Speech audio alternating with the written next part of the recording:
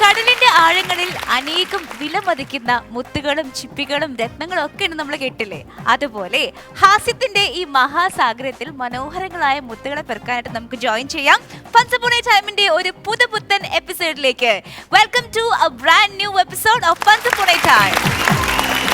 അങ്ങനെ ആ കടലിന്റെ ആഴങ്ങളിൽ ചെന്ന് ആ മുത്തുകളെ പെറുക്കിയെടുക്കുന്ന നമ്മുടെ ട്രഷർ ഹണ്ടറെ വിളിക്കാൻ പോവാണ്. Let's welcome our very own Ramesh Pisharody.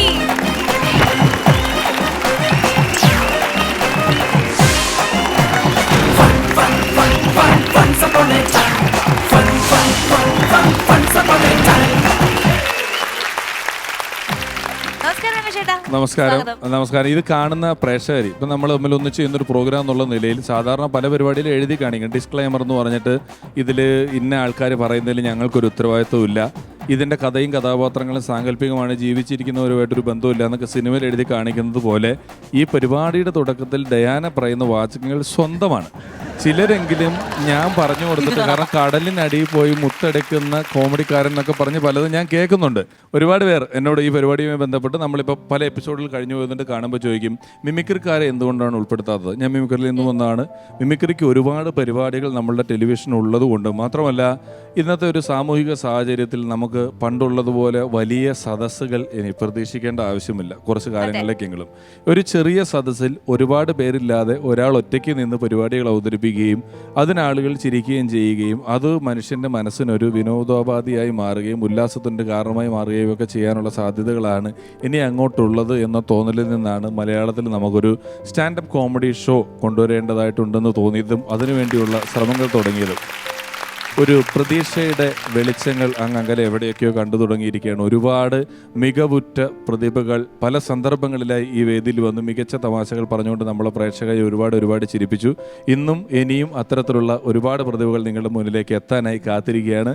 എല്ലാവർക്കും ആശംസകൾ പറഞ്ഞുകൊണ്ട് ഞാൻ ഇന്ന് നമ്മുടെ എപ്പിസോഡിൽ നമ്മളോടൊപ്പം തുടരുന്നത് കഴിഞ്ഞ കുറച്ച് എപ്പിസോഡുകളായി നമ്മളോടൊപ്പം ഉണ്ടായിരുന്നു ഒരു പ്രിയപ്പെട്ട അഭിനേത്രിയാണ്, മികച്ച ഒരു കലാകാരിയാണ്, ഏതർത്ഥത്തിലും മലയാളികൾക്ക് പ്രിയപ്പെട്ട അനുശ്രീ.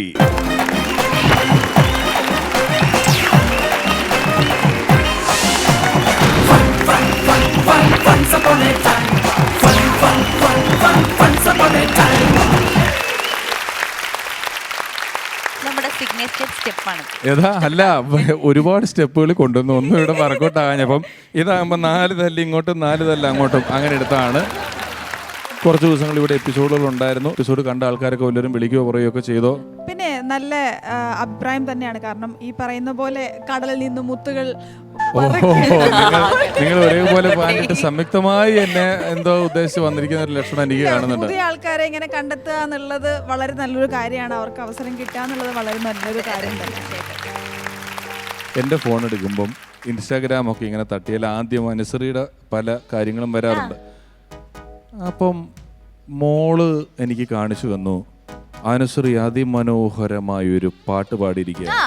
എനിക്കുള്ള പണിയാണ്. അല്ല നല്ല പാട്ടായിരുന്നു. ഇത്രയും എന്റർടൈനിങ് ആയ ഒരു പാട്ട് ഞാൻ ഈ അടുത്ത കാലത്ത് കേട്ടിട്ടില്ല. അത്ര മനോഹരമായൊരു പാട്ട് ഗംഭീരമായിട്ട് അനുശ്രീ പാടി. ആ പാട്ടിന്റെ ഒരു 5 വരി അനുശ്രീ ഇവിടെ നമുക്ക് വേണ്ടി പാടണം. അണ്ണന് കുഞ്ഞാവയുണ്ട്. ഞാൻ അവന് വേണ്ടിട്ട് അവന്റെ പ്രായത്തിലേക്ക് ഞാൻ ഇറങ്ങിച്ചെന്ന് പാടിയ പാട്ടാണ്. ഞാൻ വേണേ കുഞ്ഞാവായിട്ട് മടിയിലിരിക്കും. ഞാൻ സങ്കല്പിച്ചു മടിയിലൊരു കുഞ്ഞുവാവ ഉണ്ട് എന്ന് സങ്കല്പിച്ചുകൊണ്ട് എനിക്കൊരു 5 വരി. എനിക്കത് നേരിട്ട് കാണാനുള്ള കൊതി കൊണ്ടാ ഇന്നത്തെ എപ്പിസോഡിന് ഇതിലും നല്ല ഒരു തുടക്കം കിട്ടാൻ. മതി. മരത്തിൽ പേരയ്ക്ക തിന്നാൻ എത്തിയ പേരത്തത്തമ്മേ, പേരെന്താണ് തത്തമ്മേ, പേരറിയില്ലല്ലോ, നാടേരാണ് തത്തമ്മേ, നാടറിയില്ലല്ലോ, ക്ഷണിക്കുന്നു ഞാൻ നിന്നെ, ക്ഷണിക്കുന്നു ഞാൻ, മുറ്റത്തുള്ള തേമാവ്, മുത്തശ്ശി നട്ടൊരു തേമാവ്, മുത്തുകൂടെയുള്ള തേമാവ്.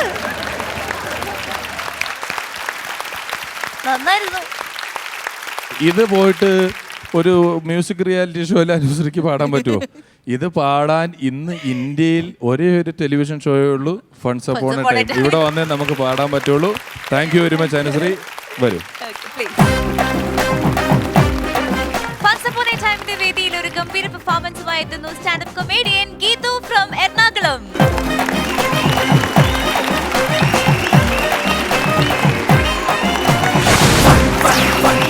Once upon a time, fun, fun, fun, fun.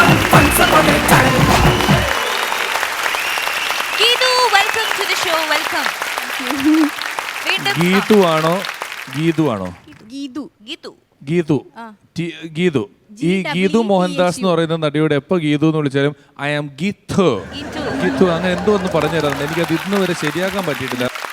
എവിടുന്ന് വരുന്നു ഗീതു? ഗീതു എറണാകുളത്ത് നിന്നാണ് വരുന്നത്. ആണോ? എറണാകുളത്ത്. എനിക്ക് ഗീതുവിനെ നല്ല കണ്ടുപരിചയമുണ്ട്. പിഷാദേച്ചേനെ ഞാൻ ബാത്താമിൽ വെച്ച് കണ്ടിട്ടുണ്ട് ഓണത്തിന്റെ പരിപാടിക്ക്. നമ്മൾ സംസാരിച്ചിട്ടുണ്ടെന്ന് ഹോട്ടലിൽ വെച്ച് അവിടെ. അതാണ് കണ്ട പോലെ ഉള്ളത്. ബാത്താം എന്ന് പറഞ്ഞാൽ ഇന്തോനേഷ്യയിലുള്ളൊരു സ്ഥലമാണ്. അതെ, ഞങ്ങൾ അവിടെ പ്രോഗ്രാം ഒരു 7 വർഷമായില്ലേ അവിടെ പരിപാടിക്ക് വന്നിട്ട്.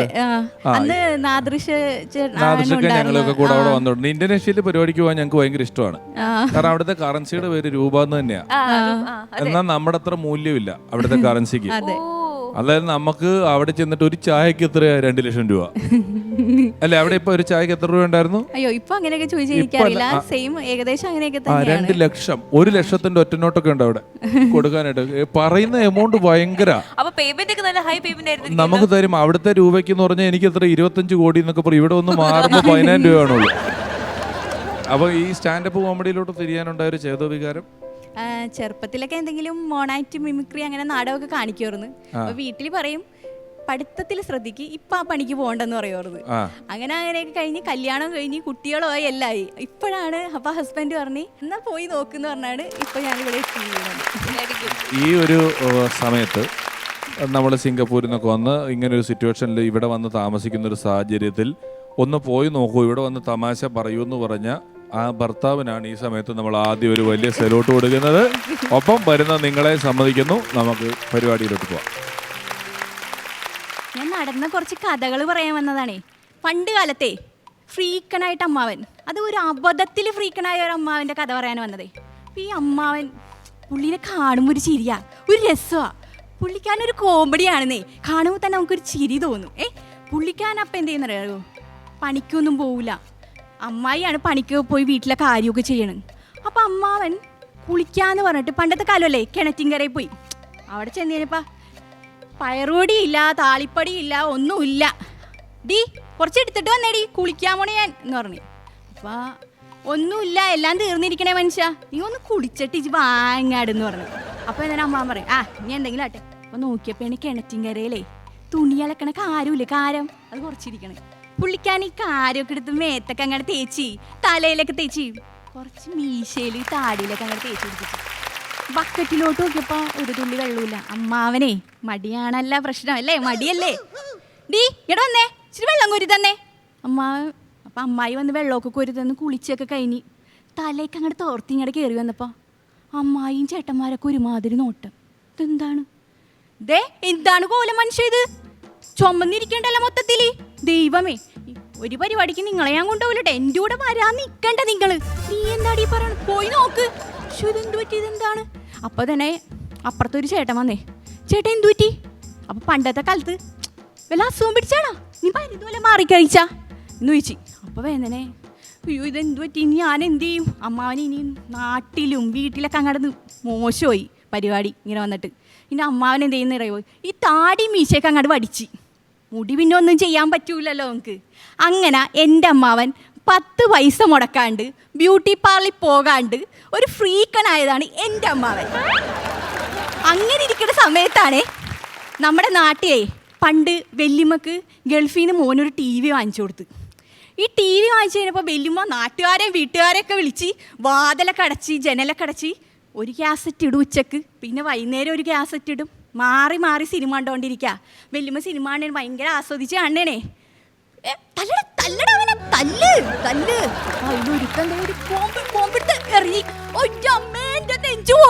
അയ്യോ എന്താണ് അവിടെ എങ്ങാനും ഒരു ബോംബ് പൊട്ടിയാണ്, മനുഷ്യന് ചെവിയും പോയി നെഞ്ചും പോയി.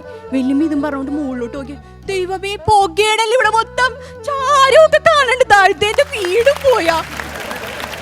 ഈ വല്യമ്മയുടെ സീറ്റിന്റെ ബാക്കിൽ 10-25 ചേട്ടന്മാരല്ല ചെറുപ്പക്കാരായ ചേട്ടന്മാർ അല്ലേ, അവരിരുന്ന് മുട്ട സിഗരറ്റ് വലിയാണ്. ഈ സിഗരറ്റ് വലിച്ചിട്ട് എന്ത് ചെയ്യുന്നറിയാവോ? അവർ ഈ ചാരം വല്യമ്മയുടെ കസേരയുടെ താഴെ ഇങ്ങനെ തട്ടിയിടും. വല്യമ്മ ഇതൊക്കെ കണ്ടിട്ട് ആദ്യമായിട്ടുള്ള TV ആണത്. വല്യമ്മ അങ്ങോട്ട് പേടിച്ചു പോയി. അങ്ങനെ TV കണ്ട് വല്യമ്മ ഹോസ്പിറ്റലായി. ഞങ്ങളുടെ നാട്ടില് അന്ന് എന്റെയൊക്കെ കുട്ടിക്കാലത്ത് ഇങ്ങനെ പല വീട്ടില് സഹായത്തിനൊക്കെ പോകുന്ന ജോലിക്ക് പോകുന്ന ഒരു സ്ത്രീ ഉണ്ടായിരുന്നു. ഞങ്ങളുടെ വീട്ടിലൊന്നും വരാറില്ല, പക്ഷെ ഇടയ്ക്ക് ഞാൻ പോണ പോക്കിൽ എൻ്റെ അമ്മയോട് വർത്താനം പറയാറുണ്ട്. അപ്പോൾ പുള്ളിക്കാരത്തി ഒരു 7 മണിയാകുമ്പോൾ പണിക്ക് പോയാൽ ഒരു വീട്ടിൽ പോയി നിലമൊക്കെ തുടച്ച്, അടുത്ത വീട്ടിൽ പോയി നിലമൊക്കെ തുടച്ച്, അടുത്ത വീട്ടിൽ പോയി നിലമൊക്കെ തുടച്ച് ഇങ്ങനെ വരും. അപ്പം ആദ്യത്തെ വീട്ടിൽ പോയപ്പോൾ അവിടെ രംഗോലി എന്നെങ്ങാണ്ട് പറഞ്ഞൊരു പരിപാടി നടക്കുകയാണ് രാവിലെ ദൂരദർശനിൽ. അത് കണ്ടു. അടുത്ത വീട്ടിൽ ചെന്നപ്പോൾ വേറെ ഏതോ ജെയിൻ റോബോട്ടോ എന്തോ ഒരു സീരിയൽ കണ്ടു. ഒരു 10:30 മണിയൊക്കെ ആയപ്പം ഞങ്ങളുടെ അപ്പുറത്തൊരു വീട്ടിൽ വന്നപ്പം മഹാഭാരതം സീരിയൽ നടക്കുക. പുള്ളിക്കാരത്തി ഒന്ന് നോക്കിയിട്ട് ഞങ്ങളുടെ വീട്ടിൽ വന്ന് പറയുക, TV മേടിക്കുമ്പോൾ നോക്കി മേടിക്കണം. രമണിയുടെ വീട്ടിലെ TV-യിൽ മഹാഭാരതമാണ്, ബാക്കിയുള്ളവരുടെ വീട്ടിലൊക്കെ ഒന്നിനും കൊള്ളാത്ത പരിപാടികളാണ്. നമ്മുടെ കുടുംബക്ഷേത്രത്തിൽ ഒരു ഉത്സവം നടക്കണം. അപ്പോൾ കുടുംബക്ഷേത്രത്തിൽ ഉത്സവം നടക്കുമ്പോൾ അറിയാലോ, ഒന്നിലെ അമ്മാവനും അമ്മായിയും തമ്മിൽ അടി, ഒന്നുമില്ലെങ്കിൽ വെല്ലിച്ചനും വെല്ലിമയും തമ്മിൽ ഇറങ്ങി, ഒന്നുമില്ലെങ്കിൽ ഇവർ കല്ലെങ്കിൽ എറിഞ്ഞടി ഉണ്ടാക്കുന്ന സംഭവമാണ് അവിടെ നടക്കുന്നത്.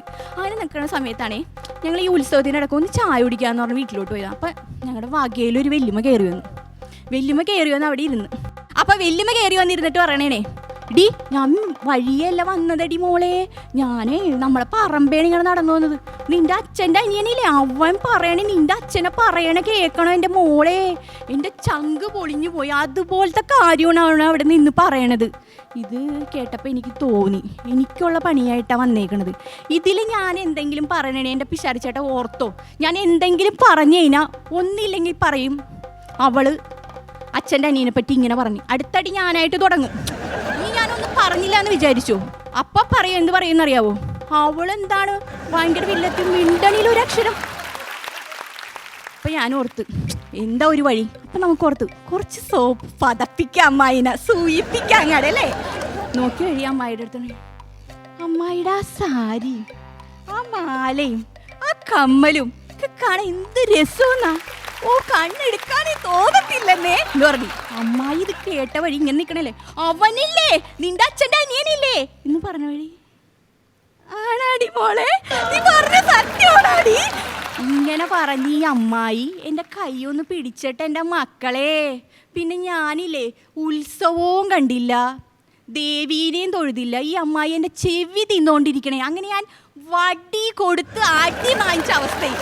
അപ്പം നമ്മൾക്കേ ഒരു നാടകം ചെയ്യാന്ന് പറഞ്ഞ് ഇങ്ങനെ നിൽക്കണേണ്. അപ്പം എന്താ കാര്യം എന്ന് വെച്ച് കഴിഞ്ഞാൽ, നീ മിമിക്രി മോണാക്റ്റീവ് നാടകമൊക്കെ കാണിക്കുമല്ലോ, നീ ഒരു നാടകം എഴുത്, നമുക്ക് ഈ അസോസിയേഷനിലേ ഒരു നാടകം കളിക്കാമെന്ന് പറഞ്ഞു. അങ്ങനെ നമ്മൾ കുറേ പെൺപിള്ളേരൊക്കെ ഉണ്ട്, ഞങ്ങൾ ഫ്രണ്ട്സ്, ഭയങ്കര തിക്ക് ഫ്രണ്ട്സാണ്. എല്ലാവരും കൂടി വന്ന് നാടകമൊക്കെ, അങ്ങനെ ഞാൻ നാടകമൊക്കെ എഴുതി. എന്നെ പൊക്കി തന്നല്ല, ഞാൻ നല്ലോണം നാടകമൊക്കെ ഇരുന്ന് എഴുതി. അവിടെ നാടകമൊക്കെ എഴുതി കഴിഞ്ഞിട്ട് ഞങ്ങൾ നാടകം കളിക്കാൻ വന്നു കഴിഞ്ഞപ്പോഴേക്കും മെയിൻ റോൾ ആരും ചെയ്യൂല. ഞങ്ങൾ അടുത്തുള്ളൊരു ആൻറ്റിയുടെ അടുത്ത് പോയി പറഞ്ഞു, ആൻറ്റി നാടകം കളിക്കാൻ പറ്റുമോ, എന്തിനാണ് ആൻറ്റി, ഇല്ലെങ്കിൽ നാടകം പൊളിഞ്ഞോ ആൻറ്റി എന്ന് പറയും. അപ്പോൾ ആൻറ്റി പറഞ്ഞു, ഞാൻ വരാടി, ഞാൻ കളിക്കും, ഞാൻ സൂപ്പറാണെന്നേ, ഞാൻ നമ്മുടെ ഇന്നസെൻറ്റിൻ്റെ കൂടെ പഠിച്ചതാണെന്നേ, ഞാൻ വന്ന് കളിച്ച് തന്നോണ്ട് ഈ നാടകം എന്ന് പറഞ്ഞു. അങ്ങനെ ആൻറ്റി റെഡിയായി. ആൻറ്റിനെ ഞങ്ങൾ നാടകമൊക്കെ പഠിച്ച്. അപ്പോൾ പ്രായത്തിൻ്റെ ഇതുകൊണ്ട് ഇടയ്ക്ക് ഡയലോഗ് മറന്നു പോകും. അപ്പോൾ പറഞ്ഞു നമുക്ക് കുഴപ്പമില്ല, സ്റ്റേജിൻ്റെ ബാക്കിൽ നിന്ന് ശരിയാക്കാമെന്ന് പറഞ്ഞു. അങ്ങനെ ശരി, ഞങ്ങൾ നാടകം കളിക്കേണ്ട ദിവസം വന്ന്, അതൊരു ന്യൂ ഇയറിൻ്റെ ടൈമിലായിരുന്നേ. ഈ ന്യൂ ഇയറിൻ്റെ ടൈമിൽ ആൻറ്റിയുടെ ഹസ്ബൻഡ് അങ്കിൾ കുറച്ചൊക്കെ അടിച്ചായിരുന്നു. അപ്പോൾ എൻ്റെ ഒരു സ്നേഹത്തിൻ്റെ പേരിൽ ആൻറ്റിക്കും കുറച്ച് കൊടുത്തായിരുന്നു. ആൻറ്റി അങ്ങനെയൊക്കെ ഒരു പോസിലൊക്കെ അവിടെ ഇങ്ങനെ നിൽക്കണമായിരുന്നു. അങ്ങനെ ആൻറ്റീനെ എന്ത് ചെയ്ത് ഒരു ചെയറിലൊക്കെ ഇരുത്തിയിട്ട് അങ്കിളൊക്കെ എങ്ങാണ്ട് പോയി. അപ്പം ഞങ്ങൾ ഈ നാടകം തുടങ്ങേണ്ട സമയമായി. അപ്പം നോക്കിയപ്പോൾ ആൻറ്റിനെ കാണാനില്ല. ആൻറ്റി കയറേണ്ട സമയമായി സ്റ്റേജിൽ. ആൻറ്റി എവിടെ നോക്കിയിട്ട് കാണാനില്ല. പിന്നെ ഞാനും എൻ്റെ ഒരു കൂട്ടുകാരത്തിൽ പോയി അന്വേഷിച്ചൊക്കെ കഴിഞ്ഞ് ആൻറ്റി നോക്കിയപ്പോൾ ഒരു കസേരയിൽ ഇങ്ങനെ ഇരിക്കുന്നു. ആൻറ്റി എന്താണ്, നാടകം കളിക്കാൻ നേരമായി, വന്ന് കളിക്കാൻ ആൻറ്റി വാ എന്ന് പറഞ്ഞു. അപ്പോൾ ആൻറ്റി പറഞ്ഞു, ഞാൻ ചെയ്തോണ്ട്, ഞാൻ സൂപ്പറായി വന്ന് ചെയ്യൂന്നല്ലേ പറഞ്ഞത്. പിന്നെ ഒരു കണക്കിന് ഇങ്ങനെ പറഞ്ഞ ആളെ ഞങ്ങൾ താങ്ങിയൊക്കെ പിടിച്ചാണ് കൊണ്ടുവന്ന് അവിടെ നിർത്തി നാടകത്തിന്. അപ്പോൾ ആൻറ്റിയുടെ സീനാണേ. അപ്പോൾ ഇപ്പുറത്തേക്കണേ എൻ്റെ കൂട്ടുകാരത്തിയുടെ വെടി കൊണ്ട് ആൻറ്റി വീഴും, അതാണ് കേട്ടോ സീൻ. അപ്പോൾ കൂട്ടുകാരത്തി നിന്നിട്ട് വീഴണം. അപ്പോൾ വെടി കൊണ്ട് വീഴണോ ആൻറ്റി അവിടെ ഇന്ന് പറയണേ, അയ്യോ ഞാൻ എന്നെ വെടിവെക്കാൻ സമ്മതിക്കൂല, ഞാൻ വീഴൂല എന്നല്ലേ പറയാം, വീഴൂല, വീഴത്തില്ലെന്ന് പറഞ്ഞാൽ ഞാൻ വീഴത്തില്ല. അപ്പം നിങ്ങൾ ഓർക്കണം, ഞാൻ ബാക്കിൽ നിന്ന് എൻ്റെ അവസ്ഥ നിങ്ങൾ മനസ്സിലാവും. ഈ പുള്ളിക്കാരത്തി എൻ്റെ നാടകം കൊളാക്കാൻ വന്നല്ലേ, മനപ്പൂർവ്വം കൊളാക്കാൻ വന്നല്ലേ പിശാരിച്ചേട്ടാ, ഇങ്ങനെ പറയേണ്ട കാര്യമുണ്ട് ഈ സിറ്റുവേഷൻ വന്നു. ഉറപ്പായിട്ടും പലയിടത്തും പരിപാടിക്ക് പോകുമ്പം പലതരത്തിൽ, ചിലയിടത്ത് പൊളിഞ്ഞു പോകും, ചിലയിടത്ത് നമുക്ക് എന്തെങ്കിലുമൊക്കെ കിട്ടും. നമ്മുടെ ട്രൂപ്പിൽ തമിഴ് പാടുന്ന ഷൺമുഖൻ എന്ന് പറയുന്ന ഒരാളുണ്ട്. ട്രൂപ്പിൻ്റെ ഓണർ ഒരു ആൻ്റണി ചേട്ടനുണ്ട്. അപ്പം ഒരു തവണ ഞങ്ങൾക്ക് ഈ തമിഴ്നാട് ബോർഡറിലുള്ളൊരു സ്ഥലത്ത് ഒരു പ്രോഗ്രാം കിട്ടി. അപ്പോൾ പ്രോഗ്രാം കിട്ടി ഞങ്ങൾ അവിടെ പോയിട്ട് ഈ തമിഴ് പാടുന്ന ഷൺമുഖൻ അപ്പോൾ ആ സമയത്ത് അതാണ്ട ഇതാണ്ട അരുണാചൽ എന്നാത്താണ്ട ഒക്കെ പാടി ഭയങ്കര പുള്ളിയാണ്. ഷൺമുഖൻ്റെ അംഗം പെട്ടാണ് ആ സമയത്ത് കിടക്കുന്നത്. അപ്പോൾ ആൻ്റണി ചേട്ടൻ മലയാളം പാട്ടുകളും അത്യാവശ്യം ഇടയ്ക്കൊക്കെ പാടുന്ന ആളാണ്. അങ്ങനെ ഈ തമിഴ്നാട് ബോർഡറിൽ ചെന്നിട്ട് ആദ്യം തന്നെ ഷൺമുഖൻ ഒരു പാട്ട് പാടിയപ്പം ഈ ഒരു പ്രേക്ഷകരിൽ ഒരാൾ ഓടിക്കയറി വന്നിട്ടൊരു നോട്ടുമാല ഷൺമുഖൻ ഇട്ട് കൊടുത്തു. അത് ബാക്കിയുള്ളവർക്ക് ആർക്കും അത്ര സൂചിച്ചില്ല. പിന്നെ പോട്ടെ, ഷൺമുഖം പാടി ഒരു നോട്ടുമാലയായി. അത് കഴിഞ്ഞ് ആൻ്റണി 2 മലയാളം പാട്ടൊക്കെ പാടി. അത് കഴിഞ്ഞിട്ട് വീണ്ടും ഷൺമുഖം വന്ന് അടുത്ത തമിഴ് പാട്ട് പാടി. അയാൾ കയറി രണ്ടാമതൊരു നോട്ടുമാല ഇട്ട് കൊടുത്ത്. അത് ട്രൂപ്പിലൊരു ഇച്ചിരി പ്രശ്നമായി. ഇനി ഷൺമുഖൻ ഇനി വെറുതെ പാടിക്കണ്ട കേട്ടോ എന്നൊക്കെ. ശരിക്കും ഇനി 5 പാട്ടുണ്ട് ഷൺമുഖൻ, ഇവർ പാടിക്കണ്ടെന്നൊക്കെ പറയാൻ തുടങ്ങി പൈസ കിട്ടണ കാരണം. പിന്നെ ആൻ്റണി 2 മലയാളം പാട്ട് പാടി. ഷൺമുഖൻ അടുത്ത പാട്ട് പാടിയപ്പോൾ ഇയാൾ 500-ന്റെ നോട്ടൊക്കെ വെച്ചിട്ട് ഒരു മാലയും കൂടെ കൊണ്ടുവന്നങ്ങ് ഇട്ടു. ഇതോടുകൂടി ആൻ്റണി അസ്വസ്ഥനായി. ആൻ്റണി തമിഴ് സുന്ദരിയേ സുന്ദരി എന്നൊക്കെ പറഞ്ഞ മലയാളം പാട്ട് പാടാൻ വേണ്ടി പോകും. കുറച്ച് ചെറിയ 2 കൂടെ ഉള്ളത്. എന്നിട്ടും ഈ ഷൺമുഖന് തന്നെ മാല ഇട്ടിക്കൊണ്ടിരിക്കുക. കുറേ മാല ഇട്ടിക്കഴിഞ്ഞ് ഈഗോയെ അടിച്ചിട്ട് അസൂയ മൂത്തിട്ട് ആൻ്റണിക്ക് ഭ്രാന്തായിട്ട് എന്ത് ചെയ്യണമെന്നൊക്കെ നിൽക്കുമ്പോൾ ഷോ കഴിഞ്ഞപ്പം ഈ മാല ഇട്ട ആൾ സ്റ്റേജിൻ്റെ ബാക്കിലൊക്കെ വന്നിങ്ങനെ ഷൺമുഖ എവിടെ ഷൺമുഖ എങ്ക എന്നൊക്കെ ചോദിച്ച് ഇങ്ങനെ വന്ന് നിൽക്കുക. അപ്പോൾ ആൻ്റണി ചേട്ടൻ പുള്ളിയോട് ഹലോ മോശമാണ് ബൈ മോശം പറയുന്നതുകൊണ്ടൊന്നും തോന്നരുത്, ഞങ്ങളെല്ലാവരും കലാകാരന്മാരല്ലേ, ഇവിടെ ഉള്ള എല്ലാവരും നിങ്ങൾ കാണിച്ച് എല്ലാവരും പാട്ടല്ലേ പാടിയത്, ഷൺമുഖൻ മാത്രമാണോ ഇവിടെ പാടിയത്, വളരെ മോശമായി പോയി ബൈ എന്നൊക്കെ പറഞ്ഞപ്പോൾ അയാൾ പറഞ്ഞല്ല എന്നാ എല്ലാവരുടെയും പാട്ട് വളരെ നല്ലായിരുന്നത്, എന്താ പാട്ടൊന്നുമല്ല പരുവല്ലേ, എന്നോட തമ്പി ഒരാൾ ഇറந்து പോച്ച്, അയാളുടെ ഒരു അനിയൻ മരിച്ചുപോയി, അവരുടെ പേര് ഷൺമുഖം, ഇവരെ இந்த மாதிரி സ്റ്റേജിൽ വന്ന് ആടത് പാടത് അതെല്ലാം பார்க்குമ്പോൾ ഞാൻ ഇറந்து പോണ തമ്പി മാതിരിയേ തോന്നുന്നത്, തമ്പിയുടെ പേര് ഷൺമുഖം, എൻ തമ്പിയുടെ പേര്, അതിനാൽ താൻ இந்த മാലയെല്ലാം ഞാൻ പോട്ടെ എന്നൊക്കെ പറഞ്ഞപ്പോൾ ആൻ്റണി ചേട്ടൻ ഒരു സെക്കൻഡ് സൈലൻ്റായിട്ട് പുള്ളിയുടെ മുഖത്തേക്ക് നോക്കിയിട്ട് ആൻ്റണി ചേട്ടൻ പറയാം, എൻ്റെ പള്ളിയിലിട്ട പേര് ആൻ്റണി എന്നാണെങ്കിലും എന്നെ വീട്ടിൽ വിളിക്കണത് ഷൺമുഖൻ എന്നാണ്. ഈ ആന്റി കാണിക്കണപ്പോ ശരിയല്ല, എന്താണ് ഈ കാണിക്കണത്, നാടകം കൊളാക്കണല്ലേ. അങ്ങനെ ഞാൻ ഈ ആന്റീനെ അവിടെ ഒരു മൂലക്ക് കിടത്തി. അപ്പൊ നിങ്ങൾ വിചാരിക്കണം ഈ നാടകം കഴിയണവരെ ആന്റി അവിടെ മരിച്ചു കിടക്കണം. അപ്പം അടുത്ത സീനൊക്കെ നടന്നുകൊണ്ടിരിക്കണേണ്.